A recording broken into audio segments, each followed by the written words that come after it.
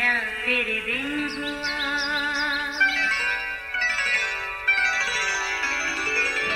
नया फिर दिन हुआ, पुरानी रात का करे सो शुक्र हम खुदा की जात का, खुदा की जात का नया फिर दिन हुआ। आज की आयत। उसकी माँ ने खादमों से कहा, जो कुछ ये तुमसे कहे वो करो। यूहन्ना 2:5 आयत। अजीज़ों, हमारे माशरे में खुशियाँ मनाने के अपने अपने रंग ढंग होते हैं।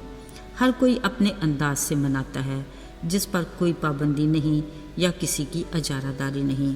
पर शादी ब्याह के मामले में हर कोई अपनी हैसियत से इनको तरतीब देता है। इस खुशी के कई रूप देखने को मिलते हैं, जिसमें मुकाबलेबाजी का रंग अक्सर नुमायाँ होता है। असल में शादी ब्याह ही ऐसा मौका होता है जिसमें बाज़ साहिब हैसियत को अपनी असलियत दिखाने का मौका ही तब मिलता है जो वो अपना हक समझते हैं। बहरहाल सादगी में हुस्न के फार्मूले पर अमल करने वाले भी खुशी के उन्हीं हकीकी रंगों तक पहुंच ही जाते हैं जो काबिल तारीफ़ है। बस दिली दुआ ये होनी चाहिए कि हर नौब्याता जोड़ा सदा शाद और आबाद रहे। आमीन। अजीज़ों, आज काना गलील में भी एक शादी की तकरीब थी जिसमें माँ मरियम भी खुसूसी तौर पर मौजूद थीं। ऐन मुमकिन है कि ये उन्हीं के रिश्तेदारों की शादी हो। कलाम मुक़द्दस से ये भी पता चलता है कि यीशु अपने शागिर्दों के साथ इस शादी में शरीक थे। ये यीशु के ज़मीनी दौर के इब्तदाई दिन थे। अभी शादी की तकरीब अपने पूरे अरूज पर थी कि अचानक पता चला कि मेहमानों को पेश की जाने वाली मैं ख़त्म हो चुकी है। अजीज़ों, ये बात तो खासी परेशानी वाली थी, मगर हैरत वाली बात ये थी कि यीशु की माँ मरियम ने ये बात मेज़बान को बताने की बजाय यीशु को क्यों बताई।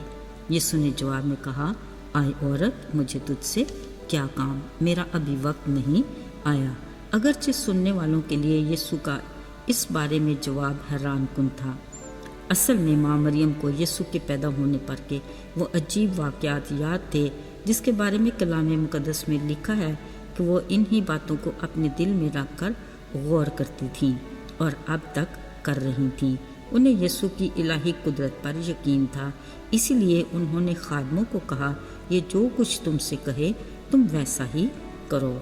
वहाँ यहूदियों की तहारत के दस्तूर के मुताबिक 6 मटके रखे थे जिनमें 2-2, 3-3 मन की गुंजाइश थी।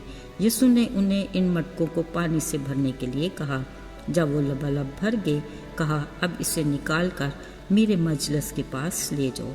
जब उसने ये मैच चखी तो दूल्हा से कहा, देखो तो हर कोई अच्छी चीज़ पहले पेश करता है और बाद में ज़रूरत पड़ने पर हल्की, मगर तुमने अब तक अच्छी चीज़ रख छोड़ी थी। यकीनन दूल्हा इस बात से हैरान हुआ होगा क्योंकि वो इस बात से लाइल्म था। हाँ, अलबत्ता वो खादम बखूबी जानते थे जिन्होंने महज पानी से मटकों को भरा था जो अब अच्छी मै में तब्दील हो चुका था। अजीज़ों, पानी का मै बन जाना यकीनन शादी की तकरीब में ढकी छुपी बात नहीं रही होगी। ये ना सिर्फ बहुत सौ के लिए ईमान का बायस बना बल्कि खुदा के नाम को जलाल भी मिला। अजीज़ों, कलाम मुक़द्दस के मुताबिक ये यीशु का पहला मौजज़ा था। इसके बाद मौजज़ात के ऐसे सिलसिले शुरू हुए जो यीशु की सलीबी मौत से पहले तक जारी रहे। ये बात यकीनी है कि हर मौजज़े से खुदा के नाम को हमेशा की तरह जलाल मिला और बहुत सौ के लिए ईमान की बरकत का वसीला भी बना। अजीज़ों, बिलाशुबा यीशु आस और उम्मीद का वो पैकर है जो मायूस नहीं होने देता। उसकी मौजूदगी में फ़िक्र परेशानी को क़याम नहीं। अगर हम अब तक अपनी पुरानी इंसानियत के हाथों मायूस हैं, कुछ मुश्किल नहीं, खुद को मुकम्मल तौर पर उसके हाथों में दे दें और उसकी मर्ज़ी के ताबे हो जाएं। वो ज़िंदगियों को मुकम्मल तौर पर तब्दील करने की कुदरत रखता है। अजीज़ों, वो हमारा ऐसा चरवाहा है जिसके होते हुए हमें किसी चीज़ की कमी नहीं, जो ना सिर्फ हमारी जिस्मानी बल्कि रूहानी भूख प्यास का भी ख्याल रखता है।